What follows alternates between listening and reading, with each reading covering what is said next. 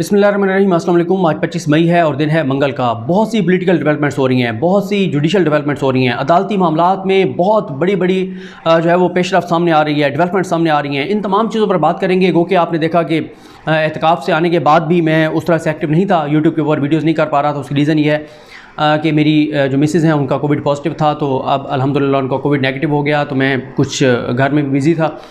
तो कुछ इस तरह के मामलात में तो एक्टिवली मैं उस तरह से वीडियोज़ नहीं कर सका। और आज जो बाकी डेवलपमेंट्स हैं उन पे असदुल्ला खान साहब बात कर चुके हैं। जो सुप्रीम कोर्ट में समाअत थी उस पर मैं बात करूँगा कि शहबाज शरीफ जो है वो उनकी जो चाल है वो नाकाम हो गई है और हुकूमत का तीर जो है वो ठीक जाकर निशाने पर लगा है। इसी तरह से इस्लामाबाद हाई कोर्ट में जो डेवलपमेंट हुई उस पर भी जो साकिब बशीर साहब है उनकी वीडियो मैंने कम्युनिटी पेज पर शेयर की है। असदुल्ला खान साहब ने भी उसके ऊपर वीडियो की है जो कि अभी लग जाएगी। लेकिन बहुत इंपॉर्टेंट मामला है और वो है जस्टिस काजी फाइज ईसा साहब का मामला। और उससे पहले मैं एक चीज़ और सॉरी आपको बता दूं, मुझे सैकड़ों मैसेजेस आए हैं ट्विटर के ऊपर, मुझे व्हाट्सएप के ऊपर मैसेज आए हैं, मुझे लोगों की कॉल्स आई हैं। ज़ाहिर है 90% लोगों को तो पता है कि मैं जिस तरह की वो मेरे फेसबुक पेज के ऊपर चीज़ें लग रही हैं बड़ी गैर अखलाकी किस्म की, वो मैं नहीं लगा सकता। लेकिन कुछ लोग ये समझते हैं कि पता नहीं क्यों मैं ये लगा रहा हूँ, पता नहीं वैसे गलती से लग गई हैं। तो 3 दिन हो गए हैं मेरा फेसबुक पेज जो है वो हैक है। जिसने हैक किया है उसने हमारी एक्सेस जो है वो ख़त्म की हुई है। पूरी कोशिश कर रहे हैं किसी तरह से वो पेज रिकवर हो जाए। तो मेरा फेसबुक पेज जो है वो हैक है 3 दिन से। कोशिश कर रहे हैं, इंशाल्लाह अल्लाह ताला करम करेगा और जल्द हम उसको रिकवर कर लेंगे और कोशिश करेंगे जब वो रिकवर हो जाए तो उसको जो है वो सिक्योर करें ताकि आइंदा ऐसा ना हो ये दूसरी बार जो है वो फेसबुक पेज जो है वो हैक हुआ है। खैर, अब बात करते हैं एलिया जस्टिस काजी फाइज साहब के हवाले से। मामला ये है कि अगर हम बात ये मान लें बहुत से लोगों की कि काजी फाइज़ साहब को बरी कर दिया गया है, मामला ख़त्म हो गया है, बड़ा तगड़ा फैसला आया है, तो फिर उसके बाद तो जस्टिस काजी फाइज़ साहब की एहलियत को खामोश हो जाना चाहिए। यानी आप केस जीत चुके हैं, कई जजेस के ऊपर तनकीद होती है, कई जजेस पे बात होती है, लेकिन कभी आपने देखा है कि किसी जज की एहलिया मुसलसल जो है वो सदर को ख़त लिख रही हो और साथ ही मीडिया को जारी कर रहे हों, अपने जो उनके मीडिया के अंदर लोग हैं उनको जारी किया करके और फिर उसके ऊपर हाइप क्रिएट कर रहे हों? वजह सादा है, उन्हें भी पता है, एहलिया जस्टिस काजी फाइज़ साहब को भी पता है, जस्टिस काजी फाइज़ साहब को भी पता है कि ये मामला इतने आसानी से ख़त्म होने वाला नहीं है। और ये फ़ैसला जो कि पाकिस्तानी कौम को भी अभी तक डाइजेस्ट नहीं हो रहा और लोग अभी तक इसको नहीं कबूल कर पा रहे कि इस मुल्क के अंदर सबका एहतसाब हो सकता है। ये हमारी जुडिशरी सबका एहतसाब करती है, लेकिन अपने इनका एहतसाब नहीं हो सकता, जज का एहतसाब नहीं हो सकता। जज को तो छोड़ें, अब तो जो फैसला दिया गया, जो शॉर्ट ऑर्डर था 26 अप्रैल का, उसके मुताबिक तो जज की एहलियत से भी नहीं पूछा जा सकता, जज के बच्चों से भी नहीं पूछा जा सकता। कोई भी जज, काजी फाइज़ साहब नहीं, हम ये नहीं कहते कि काजी फाइज़ साहब ने करप्शन किया है, लूटमार की है, मनी लॉन्ड्रिंग की है। कोई जज भी अगर अब करप्शन करे, लूटमार करे, मनी लॉन्ड्रिंग करे, 2 नंबरी करे, हराम का पैसा कमाए, उसके बाद वो अपने बीवी बच्चों के नाम पे रख दे, तो कोई पाकिस्तान का इदारा उसे पूछ नहीं सकता। उसकी रीज़न ये है कि पाकिस्तान का सिर्फ एक फोरम है जिसका नाम है supreme judicial forum, supreme judicial council. Supreme judicial council जो है वो सिर्फ जज से पूछ सकती है, हाई कोर्ट और सुप्रीम कोर्ट के जज को और कोई नहीं पूछ सकता। और इस फैसले के जरिए कह दिया गया है कि काजी फाइज़ ईसा साहब से उनकी एहलिया के मामले पर सुप्रीम जुडिशल काउंसिल भी नहीं पूछ सकती। तो इसलिए मैं ये अर्ज कर रहा हूं कि फिर आप ऐसा कोई कानून बना दें, कोई ऐसा हुक्म जारी कर दें कि पाकिस्तान में जजेस के लिए फ्री फॉर ऑल है, वो पैसा कमाएं, वो पैसे लेकर फैसले करें, वो फैसले लेकर लोगों को बरी करें, वो पैसे लेकर लोगों को मौत दें, वो प्रॉपर्टी किसी की हो किसी के हवाले कर दें, कुछ भी कर दें, लेकिन जज और उसके बच्चों का, उसकी बीवी का एहतसाब नहीं हो सकता, ताकि एक कानून बन जाए। ये जो लोग ऐसे 2-2 टके के लोग रोज बात कर रहे हैं कि जी जजेस का एहतसाब होना चाहिए, क्यों एहतसाब, तक इनके मुंह बंद हो जाए।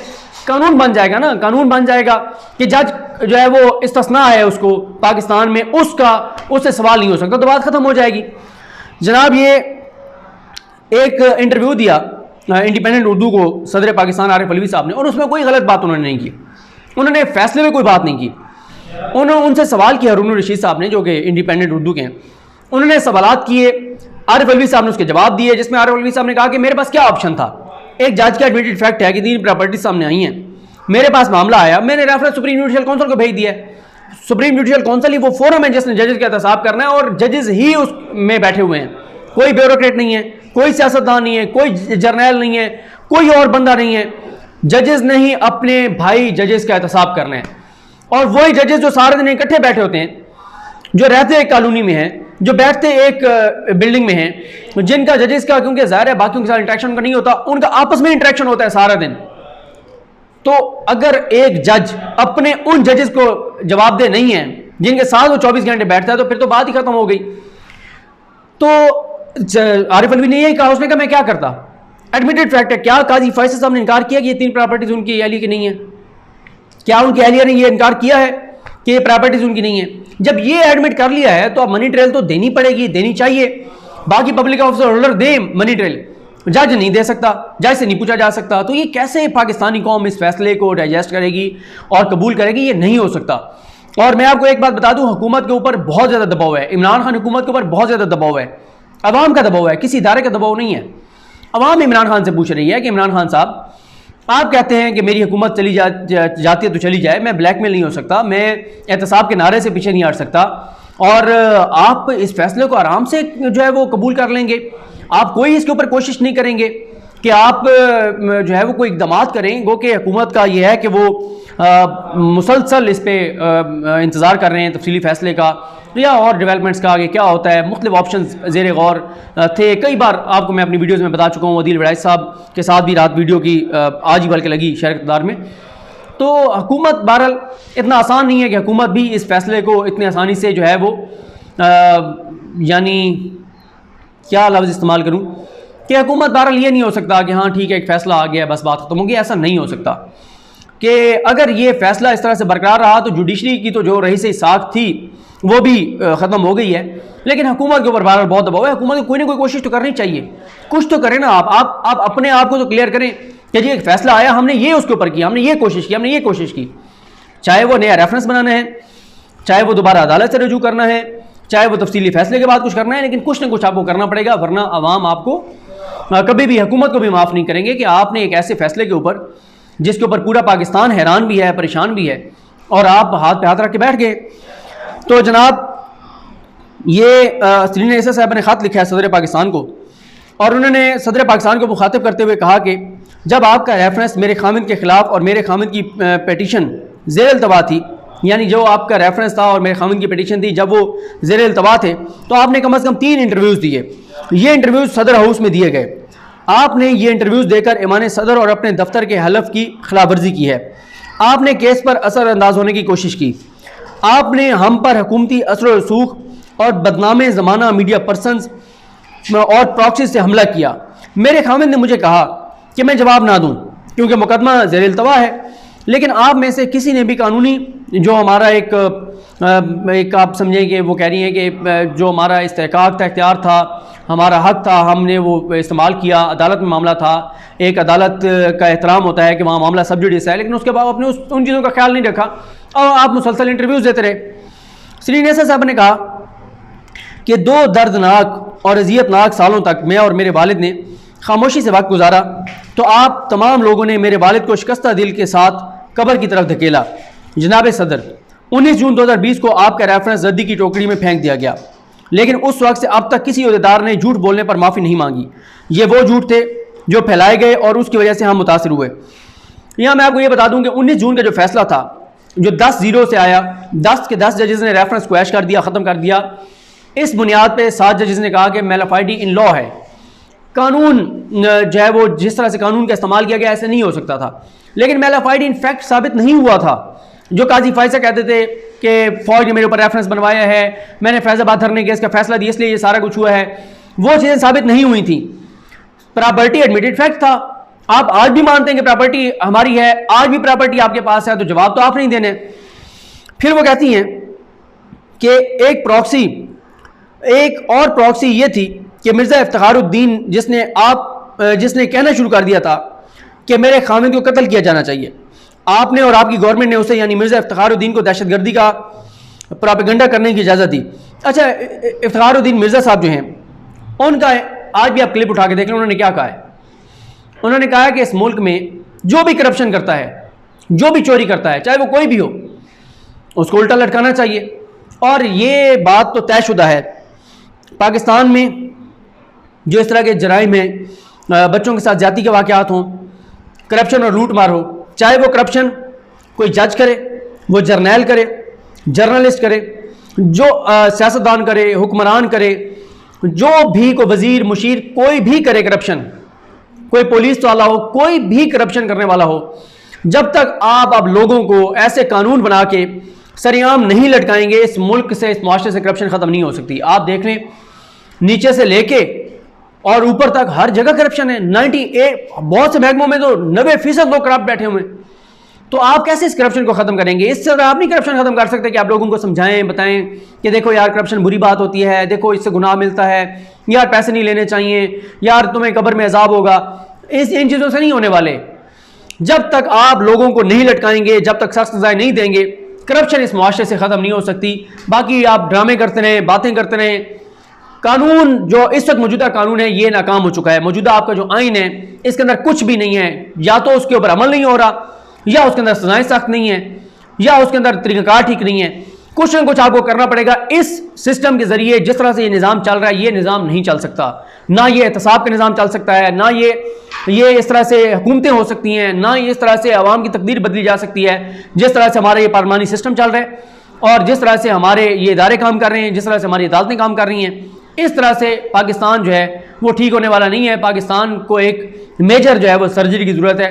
अब पता नहीं वो कौन सा सर्जन होगा जो ये सर्जरी करेगा।